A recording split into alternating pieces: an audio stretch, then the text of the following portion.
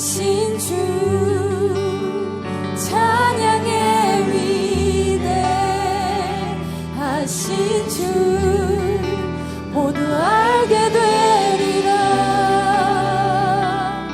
위대하신 주 빛나는 왕의 왕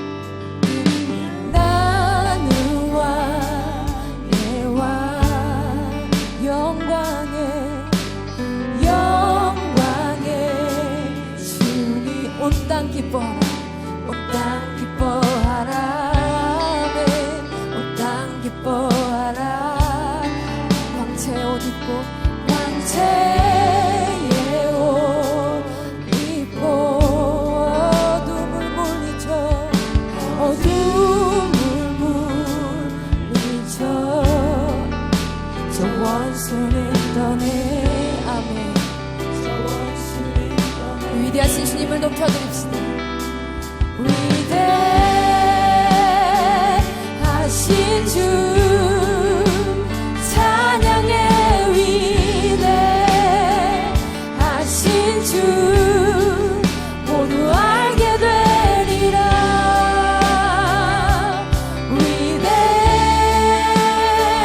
위대하신 주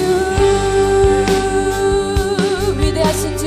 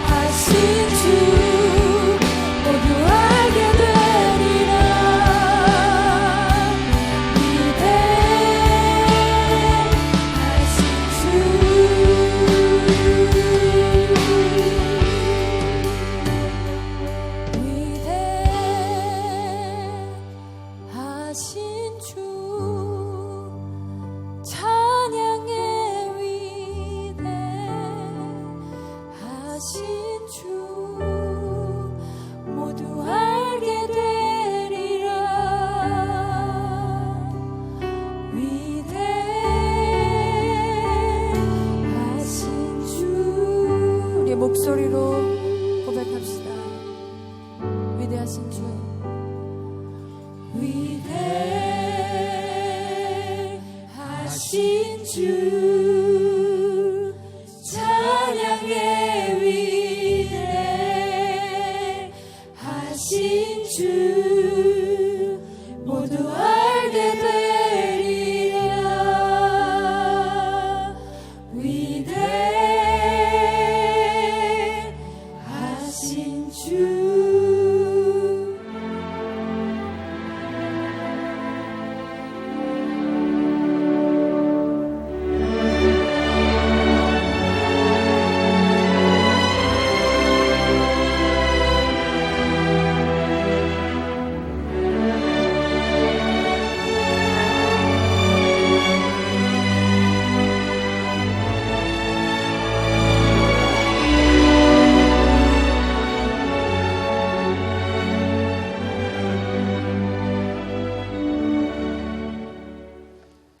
대강절 세 번째 주일입니다.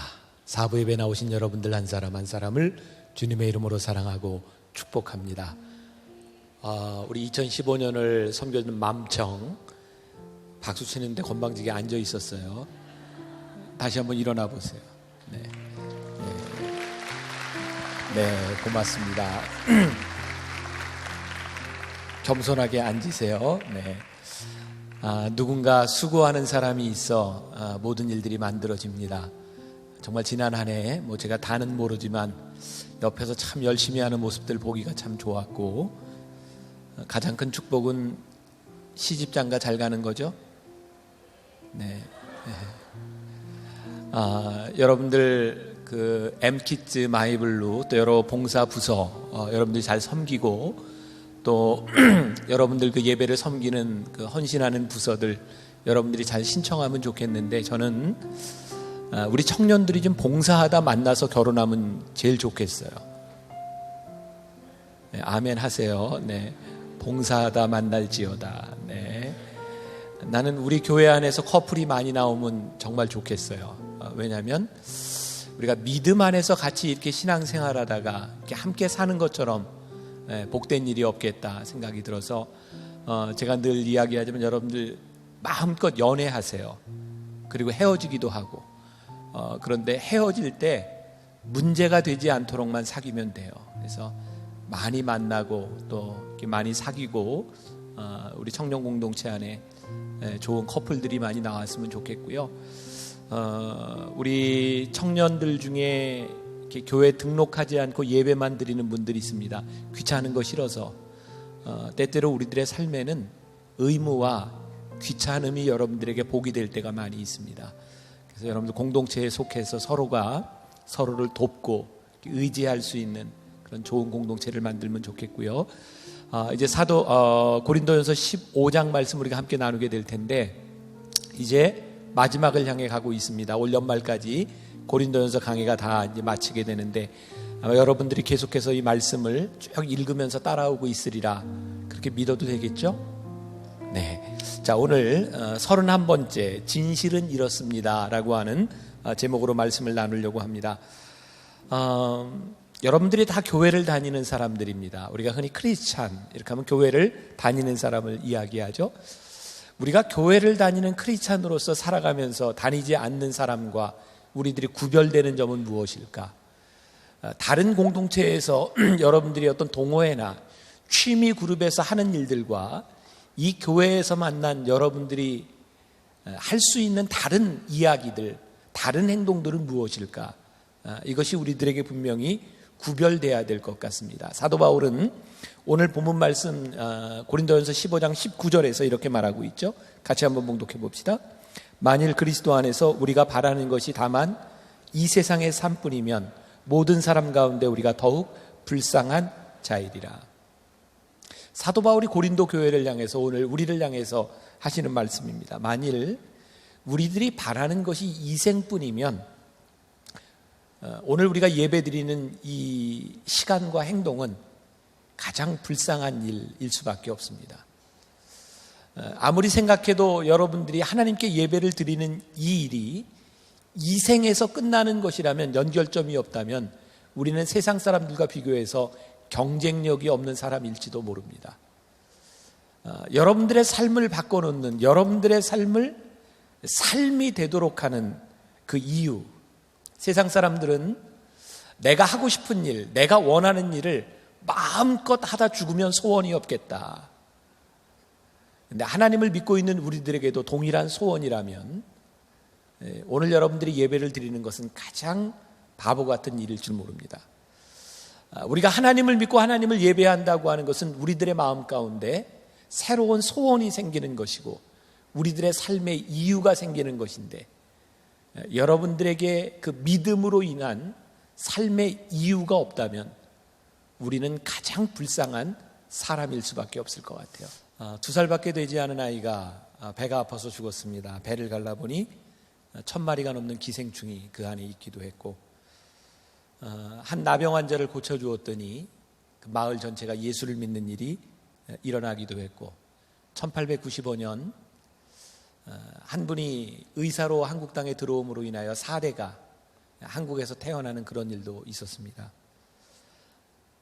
도대체 저들은 왜 그들이 누릴 수 있는 삶과 그들의 고향을 떠나 한국 땅에 들어올 수밖에 없었을까?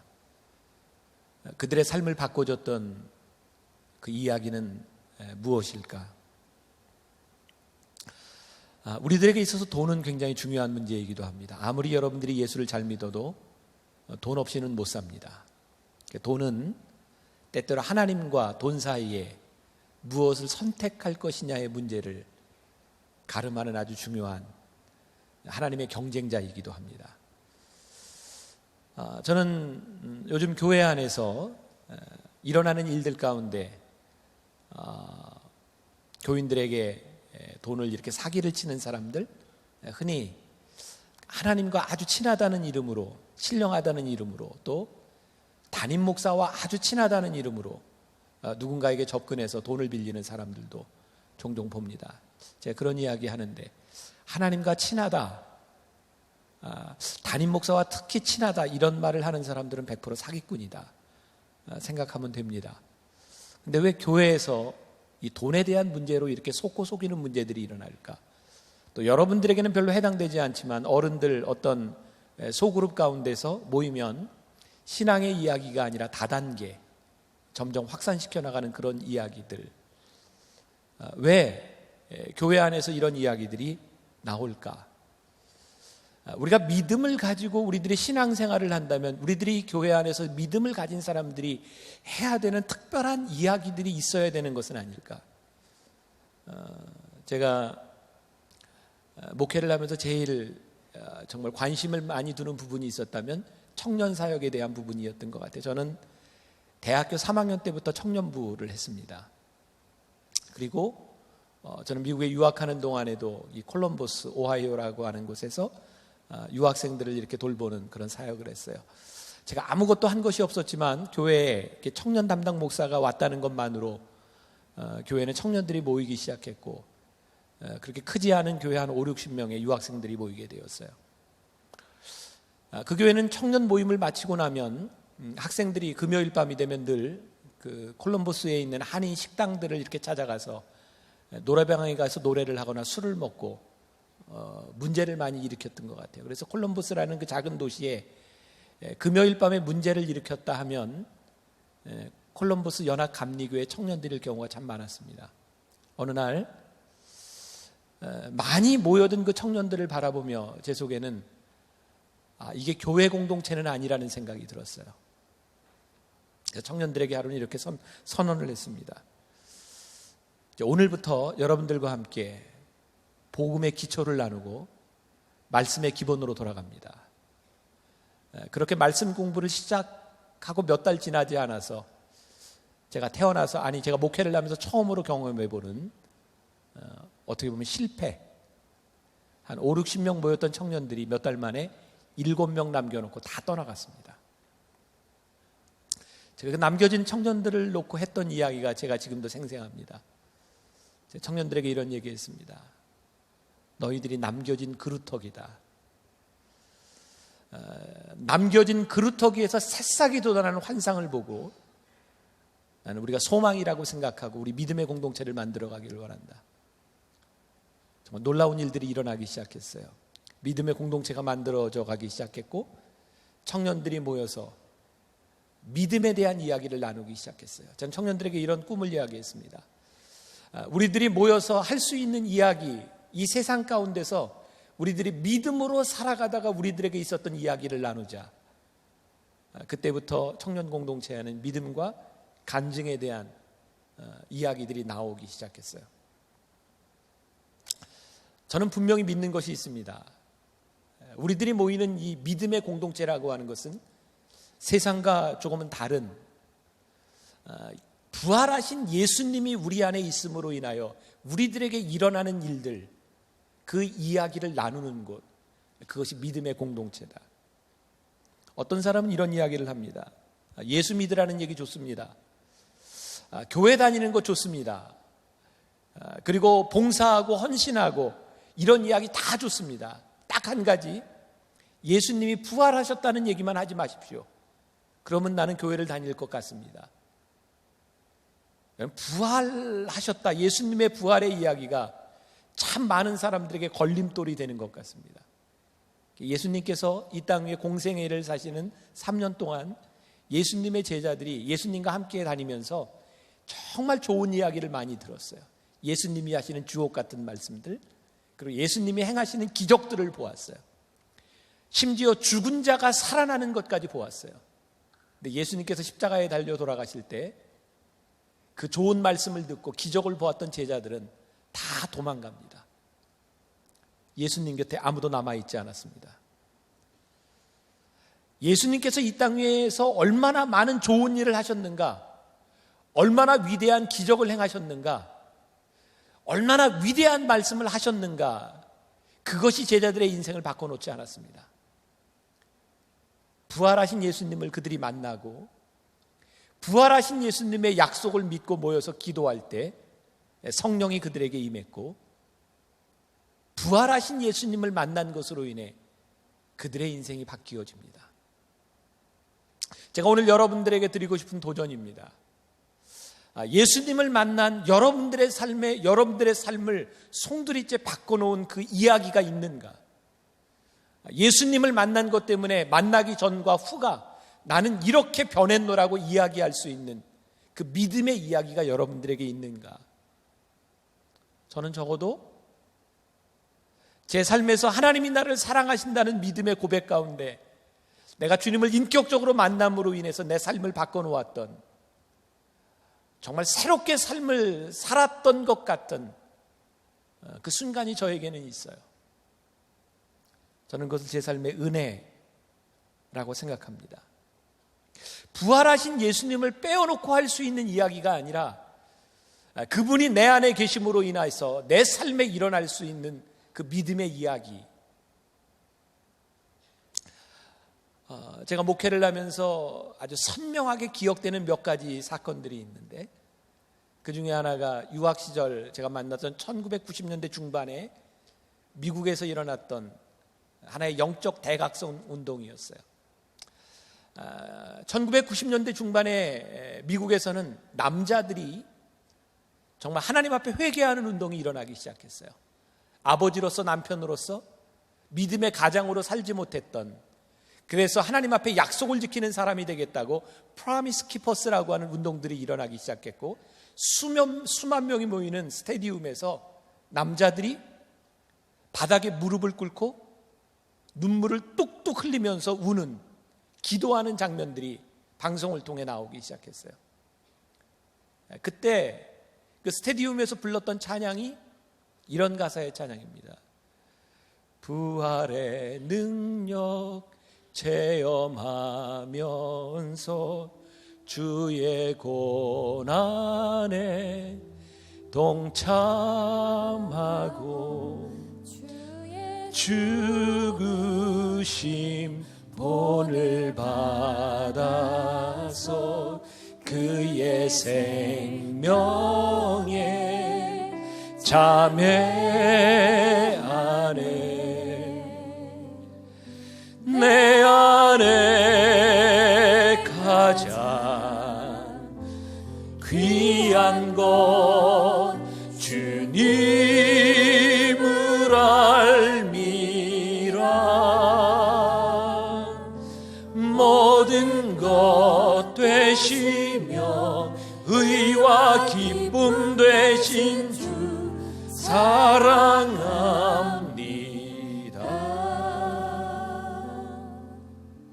저는 이때 이 찬양을 부르며 정말 뜨거운 눈물을 흘렸던 남자들을 보았어요. 미국은 대부분의 사람들이 그냥 크리스찬이라는 말을 쉽게 합니다. 기독교적인 백그라운드를 가지고 있어요. 근데 크리스찬입니까? 물으면 되묻는 사람들이 종종 있습니다. born again 크리스찬입니까? 크리스찬이라는 말만 가지고는 설명이 되지 않는 거듭난 크리스찬입니까? 라고 묻는 사람들이 있습니다. 아무리 그리스도인이라고 해도 그리스도인이라고 하는 것 가지고는 삶의 변화가 일어나지 않습니다. 부활하신 주님이 우리 가운데서 고백되고 부활하신 주님이 우리 가운데서 사실 때 우리들에게서 일어나는 변화, 그것이 복음의 본질입니다. 사도 바울은 오늘 본문 1절에서 형제들아 내가 너희에게 전한 복음을 너희에게 알게 하노니 이는 너희가 받은 것이요 또 그 가운데 선 것이라. 그리고 3절과 4절에서 이렇게 설명합니다. 내가 받은 것을 먼저 너희에게 전하였노니 이는 성경대로 그리스도께서 우리 죄를 위하여 죽으시고 장사 지낸 바 되셨다가 성경대로 사흘 만에 다시 살아나사. 사도 바울이 전하고 싶었던 것은 지식에 대한 문제가 아니었어요.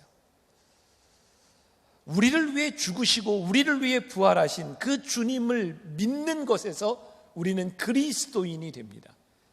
우리가 지식을 배워서 안다고 그리스도인이 되는 것이 아니라 그리스도인 된 우리가 배워서 지식이 늘어날 수는 있어요. 사도 바울은 그가 부활하시는 주님을 만나고 나서 그는 끊임없는 그의 삶의 은혜를 고백합니다. 사도 바울의 별명 중에 하나가 은혜의 사도입니다. 부활하신 주님을 만나면서 사도 바울의 삶이 송두리째 바뀌어집니다.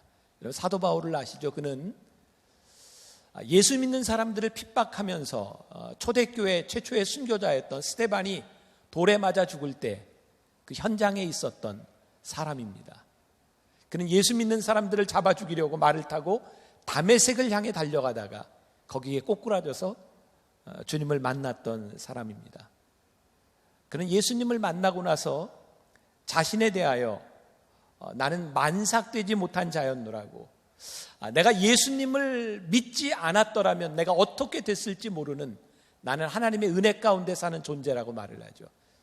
제가 새가족 이렇게 애찬을 하다 보면 종종 교회를 나오게 된 엉뚱한 이유들을 듣게 됩니다. 한 분은 이런 이야기를 했어요. 우리 교회 70문도 전도대가 예전에는 저 탄천변에서 일주일에 한 번씩 이렇게 차를 나눠주는 서비스 봉사를 했어요. 근데 어떤 분이 그 나눠주는 차를 얻어먹은 거예요. 먹으면서 물어봤대요. 뭐 하는 사람들이냐고, 어디에서 왔냐고.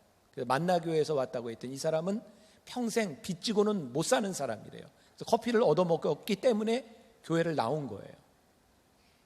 어떤 사람은요, 탄천에서 운동을 하다가 벽에 있는 성화를 바라보고 집에 가서 잠을 자는데 꿈에 자기 모습을 본 거예요. 그냥 교회 옆에서 편안히 누워서 자는 자신의 모습을 보고 교회를 가야 되겠다 생각을 하고 교회를 나온 거예요. 나오면서부터 예배 시간에 눈물이 흐르기 시작했고 하나님의 은혜를 경험하게 된 거죠. 그걸 뭘로 설명합니까? 저는 그분들의 이야기를 들으면서 하나님의 은혜가 아니고 저들의 인생을 뭐라고 설명할 수 있을까? 저는 여러분들에게 그런 질문을 던지고 싶어요. 여러분들이 여기에 앉아있는 예배드리는 이 모습 자체가 여러분들에게 정말 은혜로 고백되세요. 내 삶을 설명할 수 없는 하나님의 은혜가 아니고는 도저히 설명할 수 없는 그 은혜가 여러분들에게 있는가? 저는 종종, 정말 자주 제가 강단에서 설교를 할 때마다 그런 생각이 들어요. 내가 어떻게 여기에서 설교를 할 수 있게 되었지? 하나님의 은혜가 아니고는 제가 여기에 서 있는 것, 제가 여기서 말씀을 전하는 것을 설명할 방법이 없어요. 사도 바울은 하나님의 은혜를 고백하면서 8절과 9절에서 이렇게 이야기합니다. 맨 나중에 만삭되지 못하여 난 자 같은 내게도 보이셨느니라. 나는 사도 중에 가장 작은 자라. 나는 하나님의 교회를 박해하였으므로 사도라 칭함받기를 감당하지 못할 자니라. 부활하신 주님을 만나고 난 사도 바울의 고백 가운데 하나가 나는 만삭되지 못한 자. 옛날에는 뭐 7삭동이 8삭동이 이렇게 이야기를 했어요. 요즘은 인큐베이터가 있어서 작게 나오면 빨리 나오면 그 안에서 키워서 나오지만 옛날에는 조산을 하게 되면 이 아이가 살지 못 살지도 모릅니다. 그러니까 조산되어 나온 아이는 정말 볼품이 없습니다. 그래서 만삭되지 못하고 나온 자를 뭐라고 표현하고 있냐면 혐오스러운 가지라고 하는 뜻을 가지고 있습니다. 혐오스러운 가지. 그래서 가지를 쳐야 되는 모습. 사도 바울 자신의 모습이 어떻게 태어났냐면 정말 혐오스러운 모습으로 자기는 태어난 자라고 말하고 있어요. 또 사도 중에 가장 작은 자라고 말을 하고 있어요. 사도 바울에게는 예수님을 믿고 난 후에도 컴플렉스가 있었습니다. 다른 모든 사도들은 예수님을 보았고 알았고 예수님의 말씀을 들었던 사람이기 때문에 누군가 설교를 할 때에 예수님이 가라사대 예수님이 이렇게 말씀하셨어라고 분명하게 이야기할 수 있었지만 사도 바울은 살아계신 예수님을 본 적이 없었어요. 그는 부활하신 주님을 만났기 때문에 다른 사도들에 비하면 그는 늘 컴플렉스를 가지고 있는 사람이었습니다. 게다가 사도 바울은 사도가 되고 나서도 그의 마음 가운데 그의 심령 가운데 늘 고민과 갈등이 있었어요. 로마서 7장 19절에 보면 사도 바울이 이렇게 얘기하죠. 내가 원하는 바 선은 행하지 아니하고 도리어 원하지 아니하는 바 악을 행하는도다. 그 위대한 사도 바울이 복음을 전하며 그의 삶의 고민이 뭐냐면 자기 속에 있는 악한 모습이었어요. 로마서 7장 24절에 사도 바울은 또 이렇게 합니다. 오호라 나는 곤고한 사람이로다. 이 사망의 몸에서 누가 나를 건져내랴. 얼마나 자기 자신이 힘들었으면 복음을 전하는 그 심령 가운데 있던 죄의 문제로 얼마나 힘들었으면 사도 바울이 이런 고백을 했을까요? 그런데 놀라운 일은요, 사도 바울이 이런 고백을 할 때마다 자기의 연약함과 자기의 죄된 모습을 볼 때마다 사도 바울은 하나님의 은혜를 경험했다는 겁니다. 내가 이렇게 혐오스러운 자로 가장 작은 자로 내 속에 있는 죄의 모습을 볼 때마다 하나님의 은혜가 아니고는 설명할 수 없는 자신의 모습을 바라보며 사도 바울은 하나님의 은혜를 고백할 수밖에 없었어요. 사도 바울은 나의 나된 것은 하나님의 은혜라고 하는 말을 수없이 반복해서 합니다. 교회에서 우리들이 쓰는 말 중에 제일 좋은 말이 은혜스럽다라는 말입니다. 오늘 청년부 예배가 참 은혜스러워요. 여러분들의 나무 공동체가 참 은혜스러워요.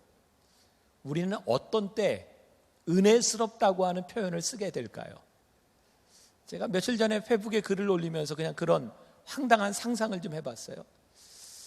우리나라 대통령이 이렇게 국민 대담화를 할 때 그 모습을 보는 우리가 어쩌면 대통령이 저렇게 은혜스럽게 말을 하죠? 이런 말을 좀 우리가 할 수 없을까? 야당과 여당이 어떤 문제를 놓고 아주 심각하게 토론을 하고 하는 모습을 보면서도 어쩌면 저렇게 국회가 은혜스럽냐? 이런 말을 우리는 좀 할 수 없을까? 우리가 이번에 그 시위를 놓고도 이게 폭력이냐 아니냐 뭐 이런 거 굉장히 나라가 참 힘들었는데 참 시위를 하는 사람들의 모습을 보면서도 어쩌면 시위를 해도 저렇게 은혜스럽냐? 이런 말을 우리는 할 수 없을까? 어떤 때 우리는 은혜스럽다는 말을 할 수 있을까? 가만히 보면 자기가 잘났다고 주장을 하는 사람들, 자기가 잘났다고 하는 공동체에서는 어떤 은혜스러운 모습도 보이지 않습니다. 저는 부활을 경험한 사람들, 하나님의 은혜를 경험한 사람들만이 은혜스러운 공동체를 만들 수 있다고 생각하는데 늘 하나님 앞에서 은혜를 생각하기 때문에 자기를 주장하는 것이 아니라 누군가를 나보다 낮게 여기는 공동체가 될 때 우리 가운데 하나님의 은혜가 살아있다는 증거는 아닐까? 요즘 교회를 보면 참 싸우는 교회들이 많습니다. 우리 교회는 아니지만 어떤 교회에서 추수감사절을 앞두고 회의를 했대요. 2시간 회의를 했대요. 이번 추수감사절에 떡을 할 것이냐 말 것이냐. 2시간 만에 결정한 게 떡을 하자는 거였대요. 그리고 나서 2시간 회의를 또 했대요. 떡을 하는데 인절미를 할 것이냐, 시루떡을 할 것이냐, 백설기를 할 것이냐. 2시간 또 회의를 했대요. 어떻게 보면 참 아무것도 아닌 문제들을 놓고 왜 우리는 이렇게 오랜 회의와 오랜 논쟁을 할까요? 우리는 내가 주장하는 것이 관철되기를 바라고 내가 생각하는 것이 이 공동체에 영향력을 미치기를 원합니다. 작아지려고 하지 않습니다. 내가 여기에 있는 것이 하나님의 은혜로 생각하려고 하지 않습니다.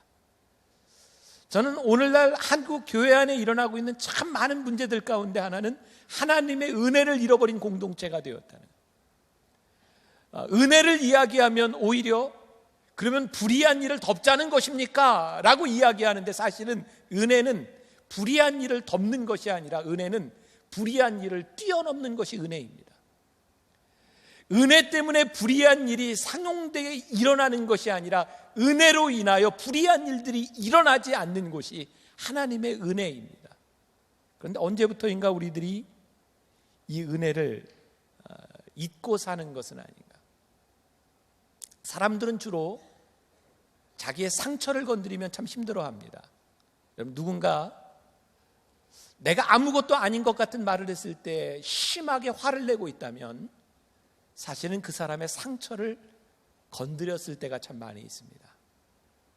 사도 바울에게는 자기만 가지고 있었던 상처가 있었던 것 같아요. 자기 스스로를 가리켜 나는 죄인 중에 괴수다라고 이야기를 했는데 자기 속에 있는 악한 본성뿐만 아니라 그가 가지고 있었던 부끄러운 과거에 대한 모습이 아니었을까요? 복음을 전하는데 사도로서 살아가는데 불현듯 생각나는 스데반을 돌로 쳐서 죽이던 그 자리에 있었던 자신의 모습, 얼마나 부끄러웠겠습니까? 자기가 부활의 주님을 만나던 그 순간이 하나님을 예배하던 자리가 아니라 예수 믿는 사람들을 잡아 죽이려고 달려가던 그 자리에서 주님을 만났다고 하는 것이 그에게 얼마나 부끄러운 일이었겠습니까? 오늘 예배를 마치고 났는데 우리 교인은 아닙니다. 어떤 분이 저에게 잠깐 이야기할 수 있냐고, 기도해 줄 수 있냐고 그러면서 막 울기 시작했어요. 이 앞에서. 제가 그분의 이야기를 여러분들에게 할 수 없지만 그분에게 너무너무 힘든, 너무너무 부끄러운 일들 때문에 그분이 눈물을 흘리고 있었어요. 제가 그분의 머리 위에 손을 얹고 이렇게 기도했습니다. 하나님, 이분의 상처와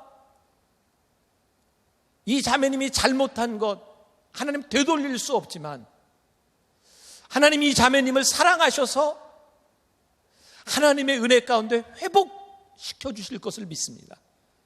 저는 하나님이 회복의 하나님인 것을 믿습니다.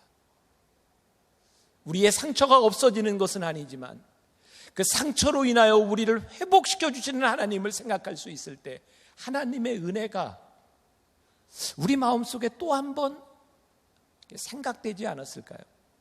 사도 바울은 자신의 과거를 숨기려고 한 사람이 아니라 사도 바울의 이 서신들을 보면 자기가 가지고 있었던 상처들과 약함들을 다 드러냅니다. 그리고 사도 바울은 자기의 약함을 드러낼 때마다 하나님의 은혜를 경험합니다. 나의 약함에도 불구하고 나의 추악함에도 불구하고 나를 여기까지 인도하신, 나로 하여금 나되게 하신 하나님의 은혜가 너무 감사하다고. 부활하신 주님을 만난 그 사건이 사도 바울을 끊임없는 하나님의 은혜 가운데 살아가도록 만듭니다. 여러분들 세대에는 잘 기억을 하지 못하는 사람이 있을지도 몰라요. 몇 년 전 신문에 그런 기사가 났어요. 고문 경감 이근한 목사 안수받다. 혹시 이근한 씨라고 혹시 기억하세요? 남영동 그 영화 제목이 뭐죠? 남영동 그런 영화 있지 않았어요? 고문하는, 거기에 나오는 그 고문하는 경찰이 이근한 씨고 거기 고문의 대상이 된 사람이 세상을 떠난 김근태 전 의원이기도 했죠. 이분이 감옥에서 사는 동안 하나님의 은혜를 경험하고 그리고 통신으로 신학을 하고 목사 안수를 받습니다. 거기까지는 별로 큰 문제가 되지 않았는데 이분이 나와서 교회를 다니면서 간증을 하면서 자기가 했었던 과거 일들에 대하여 미화하기 시작합니다. 마치 안중근이 우리나라를 구하려고 했던 것처럼 그 시대에 내가 나라와 민족을 위해서 한 일이라고 그렇게 이야기를 하며 자신을 미화하기 시작했습니다.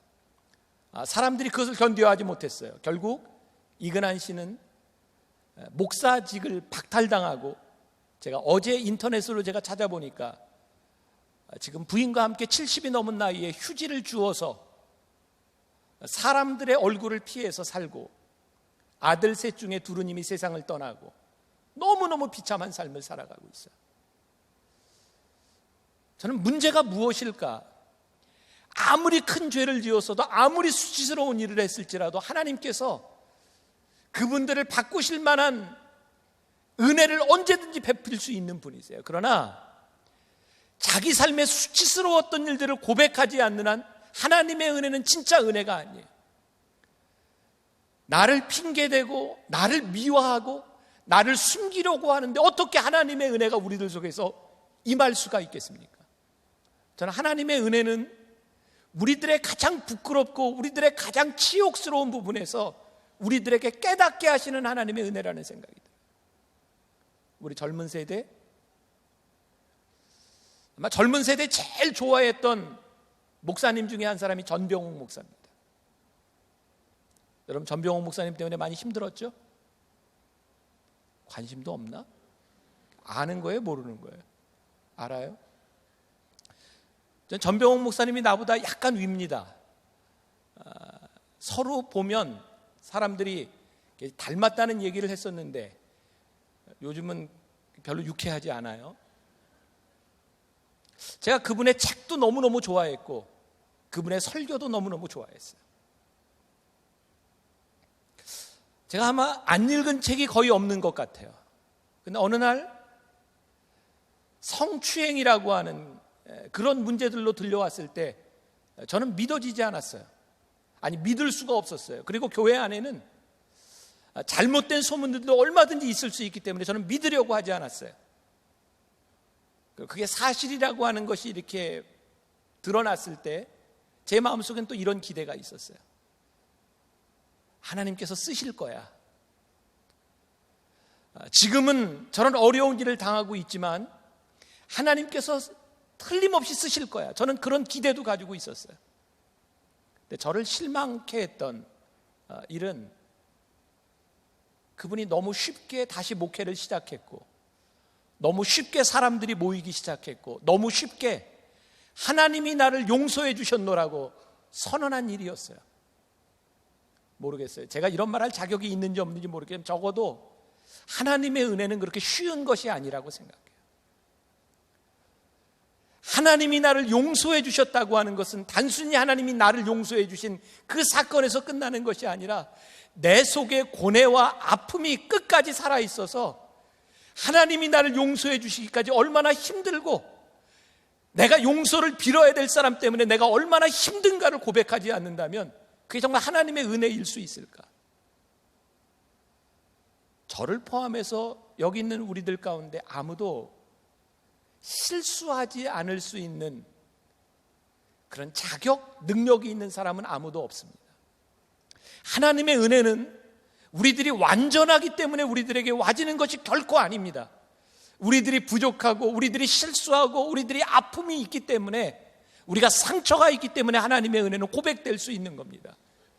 그것을 애써 피하는 것이 아니라 그 상처로 인하여 우리의 마음이 아플 때마다 그럼에도 불구하고 우리를 이 자리에 있게 하신 하나님의 은혜가 고백될 때 그 은혜가 우리들에게 정말 큰 은혜일 수 있는 거죠. 나의 나 된 것은 하나님의 은혜입니다 라고 고백했을 때, 오늘 사도 바울이 본문 10절에서 내게 주신 그의 은혜가 헛되지 아니하여 라고 되어 있어요. 이 말씀을 여러분들 한번 상상을 해보세요. 사도 바울이 고린도전서의 마지막 부분에서 15장을 지나면서 하나님께서 나에게 주신 그 은혜가 헛되지 아니하여, 이 말 속에 어떤 감정들이 포함되어 있을까요?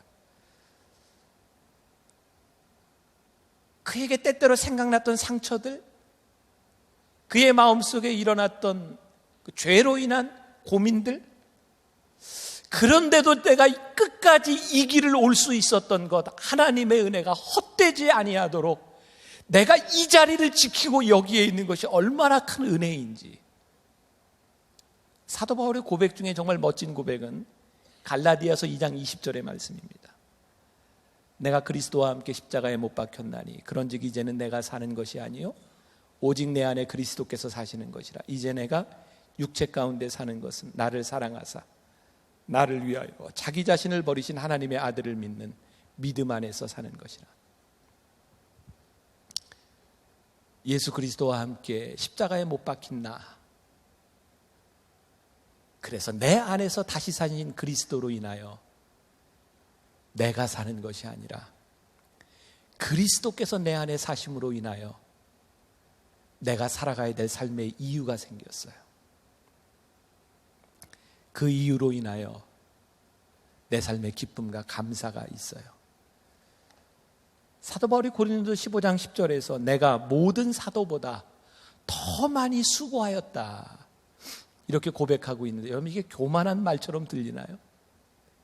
저는 사도 바울이 이 말을 했을 때에 이건 교만이 아닌 것 같아요. 내가 다른 사도보다 더 많이 수고했다, 이 말은요, 사도 바울이 하나님의 은혜를 생각할 때마다 내 안에 계신 그리스도로 인하여 내가 할 수밖에 없었던 그 삶의 수고, 그것이 나에게 너무너무 감격스럽다고 하는 고백이 사도 바울에게 있는 것은 아닐까. 사도 바울은 로마에서 목이 잘려 참수를 당합니다. 제가 그 사도 바울이 목이 잘렸던 현장, 그 기념교회가 있는 곳을 방문하게 되었어요. 사도 바울이 목이 잘릴 때 사도 바울은 이렇게 하늘을 향해 누운 채로 목이 잘립니다. 사도 바울의 목이 3번 굴러서 목이 구르며 피를 흘렸던 곳에 샘물이 솟았다고 해서 트레스폰테스, 3개의 우물이 있는 곳입니다. 사도 바울이 그 죽음의 순간에 무엇을 생각했을까요? 두려움? 저는 사도 바울의 그 죽음을 생각하면서 사도 바울이 맞이했던 저 죽음은 내가 누구보다도 수고했던 내 삶에 대한 능력을 가지고 그 죽음을 맞이했겠구나. 하나님의 은혜가 우리들 가운데 들어옴으로 인하여 우리들의 삶을 송두리째 바꿔놓았던 그 삶을 사는 사람만이 느낄 수 있는 기쁨과 감격. MBC 휴먼 다큐 사랑이라고 하는 코너에 너는 내 운명이라고 하는 제목의 다큐가 한번 실린 적이 있습니다. 여러분들 기회가 되면 한번 찾아서 보셔도 좋을 것 같아요.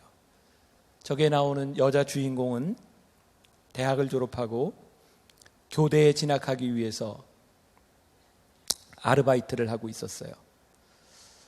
근데 운명처럼 9살이나 많은 별 볼 일 없는 노총각을 만나 사랑에 빠지게 됩니다. 생선 코너에서 생선을 관리하던 그 남자와 사랑을 하게 되었고, 이 9살 많은 노총각은 본인의 표현에 하면 염치 없이 그녀의 사랑을 받아들였답니다.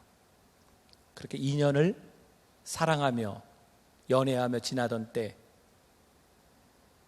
이 여자에게 정말 생각지도 않았던 간암 말기 3개월의 시한부라고 하는 선고를 받게 됩니다. 점점 죽음을 향해 가까이 가고 있는 그 여자를 위해 이 남자가 해줄 수 있는 것은 결혼이라고 생각을 했어요. 결혼을 준비합니다. 양가가 모두 반대를 합니다. 이건 소용없는 일이라고. 이 남자는 여자가 마지막 삶을 보내고 있는 이 병실, 그곳이 신혼집이라고 생각을 했고 그곳에서 함께 지냅니다. 이 여자의 어머니가 병간호를 하고 있을 때에는 주차장에 차에서 대기를 하면서 언제든지 이 여자가 찾으면 1분 안에 달려갈 수 있도록 그렇게 마지막을 지납니다. 이 여자는 결국 한 장의 편지를 남기고 세상을 떠납니다. 그 편지의 내용이 이렇습니다. 내가 하고 있는 것이 사랑이라면 내 생이 짧다 하더라도 남들보다 더 뜨거운 마음으로 사랑을 했었다고 말할 수 있을 것 같아요. 그리고 내 생애가 자기로 인해 전혀 초라하지 않고 아름다울 수 있었다고. 당신이 아니었다면 볼품없이 사라졌을 꽃동이가 당신으로 인해 꽃이 피고 아름다워질 수 있었다고. 고마워요. 처음 만난 그날부터 지금까지 당신을 위해 뭔가를 할 수 있는 내가 되면 좋겠어요. 사랑해요. 그리고 여인은 세상을 떠났습니다. 저에게 떠오른 것이 바로 마지막을 맞이했던 사도 바울의 모습이었어요. 사도 바울의 마지막 순간에 그의 마음에 아쉬웠던 것은 죽음이 아니라 나를 뜨겁게 사랑하시고 나를 만나주셨던 주님을 향해 조금 더 살지 못한 것이 안타깝노라고. 내가 이렇게 살 수 있었던 이유는 부활하신 주님이 나를 만나주셔서 내 삶을 송두리째 바꿔주셨던 그 이유 말고는 없노라고. 나는 그렇게 주님을 뜨겁게 사랑하다 이 세상을 떠나가노라고.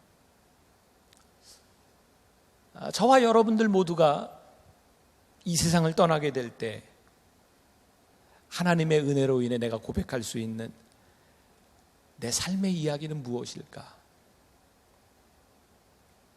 하나님의 은혜로 인해 내가 이렇게 부끄러움 없이 살았노라고 고백할 수 있는, 내가 다른 어떤 사도보다도 더 수고했노라고 말할 수 있는 우리의 삶의 이야기는 무엇일까? 우리 믿음의 공동체는 부활하신 주님으로 인하여 우리의 삶을 바꿔놓은 믿음의 이야기가 있어야 합니다. 오늘 저는 말씀을 전하기 전에 새벽에 이 말씀을 붙들고 어머니 기도실에 가서 그렇게 기도를 하고 섰어요. 하나님, 저에게 끊임없이 솟아나는 제 욕심 버릴 수 있도록 저에게 용기를 주세요. 나를 부르신 주님으로 인하여 내가 살아갈 수 있도록 내가 버려야 할 것을 버릴 수 있는 용기를 저에게 주세요. 왜냐하면 저 스스로 제가 얼마나 연약하고 저 스스로 얼마나 제 마음속에 죄와 죄의 가능성이 있는지를 알기 때문입니다. 그래서 오늘 우리는 또 하나님의 은혜가 우리들에게 필요함을 고백할 수밖에 없고 하나님의 은혜로 살아갈 수밖에 없어요. 내일 우리는 또 이런 고백을 하게 될 것입니다. 나의 나 된 것은 하나님의 은혜입니다. 여러분들이 완전하기 때문이 아닙니다. 여러분들 마음속에 있는 깊은 상처 때문에 나의 나 된 것은 하나님의 은혜고, 지극히 부족한 우리들의 모습 때문에 나의 나 된 것은 하나님의 은혜고, 다음 주에 이 자리에 앉아있을 우리들의 모습은 바로 하나님의 은혜일 수밖에 없습니다. 오늘 우리가 하나님의 은혜를 고백하는, 부활의 주님이 우리들의 인생을 바꾸어놓은 이야기를 믿음의 고백으로 던질 수 있는 여러분들이 되기를 간절히 소원합니다.